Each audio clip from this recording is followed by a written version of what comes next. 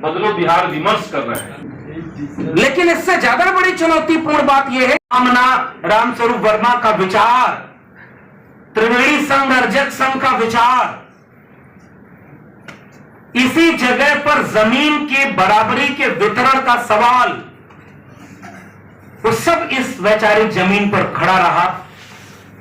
सामाजिक न्याय के लिए संघर्षों की जमीन रही। मगर ये हम लोग कहते रहे कि उत्तर भारत में जहां दक्षिणपंथी विचार सबसे ज्यादा हावी हो रहा है, उस जगह पर जिम्मेदारी सबसे ज्यादा उन लोगों की अब बढ़ गई है कि उस चुनौती से एकजुट होकर के कैसे टकराया जाए और रोका जाए। क्योंकि मेरा पुश्तैनी राज्य है उत्तर प्रदेश, तो उत्तर प्रदेश में यह मुश्किल सबसे ज्यादा गहरा चुकी है जो बिहार के सामने दस्तक दे चुकी है।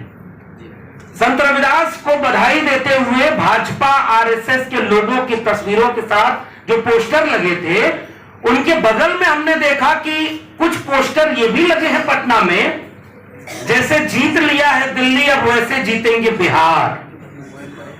एक समय ऐसा आया, लोगों को लगा कि बिहार से तो बिहार ने निपट लिया, उस सावंती धाक से तो बिहार ने लड़ लिया, उसको पीछे करते हुए बिहार आगे बढ़ गया। 80 के दशक के अंत में उस समय हमें याद है 89 का चुनाव, पहली बार दलितों ने वोट डाला बहुत बड़े हिस्से में। संविधान तब भी था, सबके लिए यूनिवर्सल अडल्ट फ्रेंचाइज तब भी था, लेकिन बिहार के कम से कम मध्य बिहार के गांव में बहुत बड़े हिस्से में दलितों भूमिहीनों के लिए वोट डालने का उनके सामने कोई अधिकार था नहीं। जैसे आप कह रहे थे कि खटिया तो तब भी था, लेकिन बैठने की आजादी नहीं थी। वो आजादी भी किसी की इच्छा से नहीं आई, बहुत कठिन लड़ाई से, कुर्बानी से वो आजादी आई, आधार पर नहीं। बिहार में ऐसे मुद्दे सामने आ गए, लोगों के सामने ऐसे सवाल खड़े हो गए, वो सारे सवाल जवाब मांग रहे हैं। तो जरूरत इस बात की है उन सवालों को लेकर के हम लोग आगे बढ़े।